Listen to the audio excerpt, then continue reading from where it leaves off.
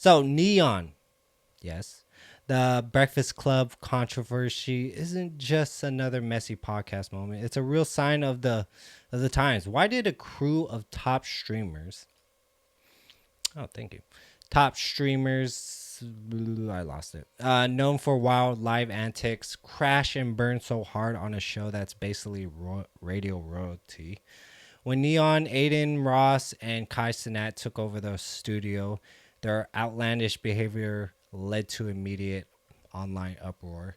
Even seasoned hosts like Charlemagne the God called the episode embarrassing. Like Neon quickly issued a public apology. Let's just look at this clip real quick. Yes, again, the Breakfast Club, Charlemagne the God. Do you see that on the on the eye thing? It kind of tells you what it's all about, really. You know, he's paid for. Someone's paying for his checks. This is just allegedly conspiracy things, but I believe in a way, but I don't know. I do know.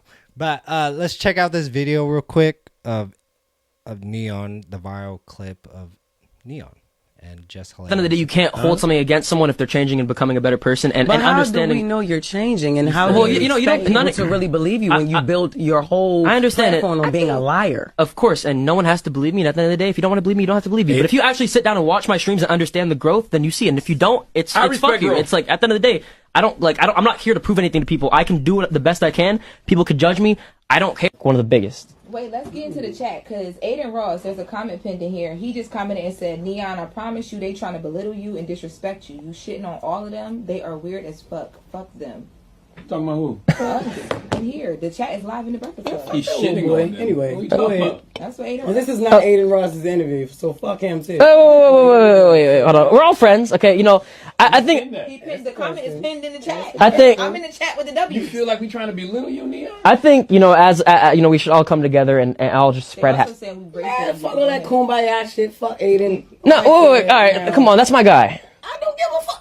Listen, Harriet Tubman, my aunt, nigga. You think I give a fuck? I don't give a fuck. But you're comparing something now to like. I'm not gonna lie, your chat is wild racist. Yo, they right there. They fuck this black bitch, monkey, watermelon, emoji. I'm literally looking and I don't see any of that. What? Because they race baiting. Because fuck the short hair monkey. They race baiting. Fuck. Oh, it's moving too fast. Yeah, whoa. Motherfuckers was here, they wouldn't say it at all. That's another thing about streaming and just being behind. You also have to understand this isn't this is the internet. This is not just my chat, my community, right? This is the internet. The internet, just like me back then, would say whatever they want. Yeah. So this isn't like a representation of me, obviously. But it's funny though, because the reality is, I know this is a bunch of kids in here who don't know no better.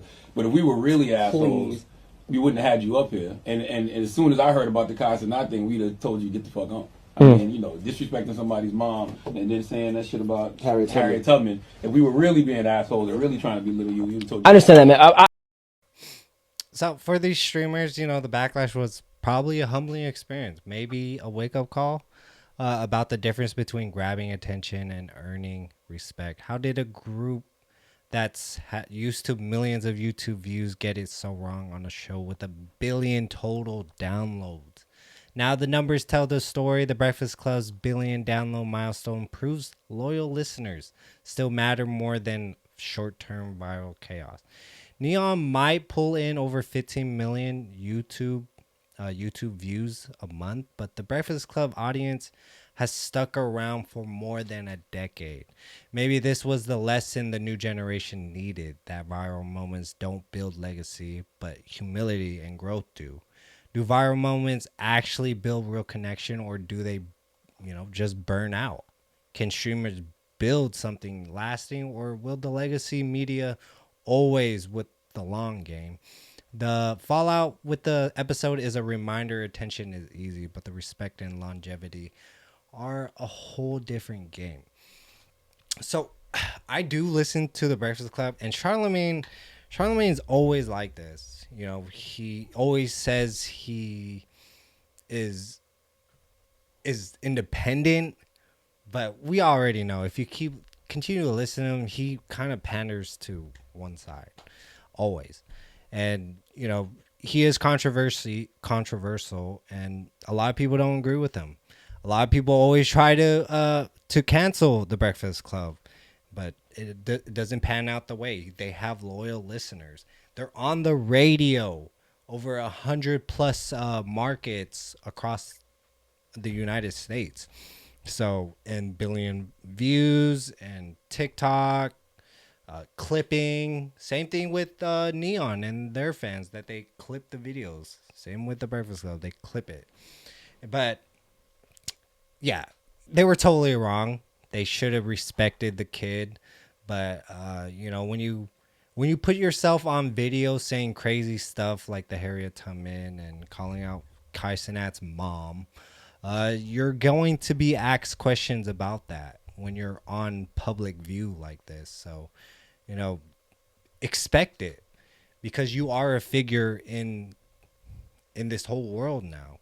So when you get, and I hope you knew that you were going to go on a show and be asked some tough questions, and you got to be prepared for that. I don't think he was prepared for that. I don't think his PR, if he even has a PR team, prepared him for that, but he kind of held himself together. And I know there's a lot of people just like cancel him. Even Adin Ross is like cancel him, cussing them out. Adin Ross, I don't know. Dude, you're too young to understand the business of this. And again, good business and bad business. That good views, bad press, whatever, same thing. He's gonna get views on his channel just because he won on the Breakfast Club, which is a huge market of viewers and listeners, and they're gonna tune in either way. So maybe a little, maybe a lot. And I'm hearing, but okay. Before I get into that, the Breakfast Club started in 2010 and was inducted into the Radio Hall of Fame in 2020. N3on subscribers base grew by over 100,000 in June 2025 alone, and it's gonna continue to grow after that controversy, definitely. So take that as a win and a humbling experience, that if you are gonna better yourself in this streaming world, media, whatever, that you can't say whatever you wanted to say. There's people out there that is very sensitive, and you gotta watch what you say. And yeah, just keep growing as a person, and certain things you cannot say online. The Breakfast Club consistently lands A-list celebrity interviews from Barack Obama to Cardi B. Kai Cenat recently broke live streaming records with over 700,000 concurrent viewers. Adin Ross, he's wilding right now. He really is. What else I want to say? Regardless, he's still gonna grow. He has a fan base. It's gonna grow after this, the controversy. Charlemagne the God. I don't agree with them all the time. It is entertaining. I do follow up on the news that they do bring out. That just gives me content for the show for the week. So I do consistently listen to them for the past four years now. And yeah, I don't agree with him on a lot of things, especially on politics. He says a lot of things that he talks about Trump a lot, but when the Biden administration, things were happening, he wasn't talking a lot about stuff that was happening during that administration, but it has a lot to say about Trump. And he's super biased. He's super biased to one side, and he says he's an independent, but when he interviews like Republicans, he like consistently bash them and be aggressive interview. And then when it's Democrats, nothing. He's super soft.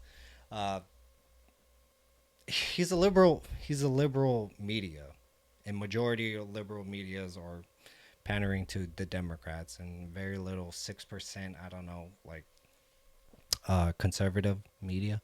So yeah, I don't completely agree with him on a lot of things, but it's entertaining.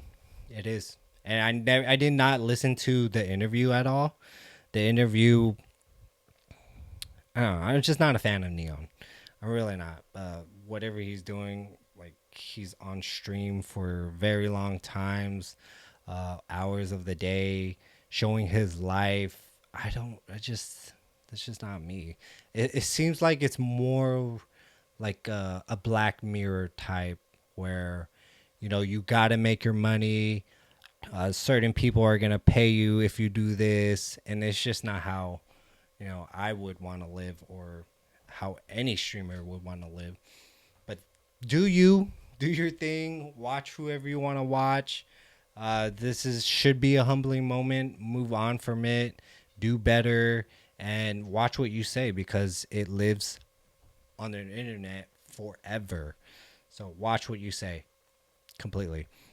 Comment below your thoughts. What do you think? Should they be canceled? They're not going to be canceled, guys. Someone pays their check and they like what they're doing, clearly. But you can't fake the kind of loyalty the Breakfast Club has built over a decade. And it takes time. It really does. Streamers can get millions of clicks overnight with wild stunts, but when it comes to real staying power, it's no contest. As of right now, in the future for sure, the controversy, honestly, is just another lesson. Shock value gets attention, but trust and credibility keeps people coming back. Legacy isn't sexy, but it lasts. Yeah, they were very small, and then grew 100+ markets. They became a podcast. I listen to it throughout the day when I'm at work. And they're super interesting. So, I want to be a part of that conversation. And this is why I'm building up. If you're trying to find a whole other takes and different opinions on things, this is the show. We're going to keep building. This is episode 48. We're going to keep on growing. So stick with us.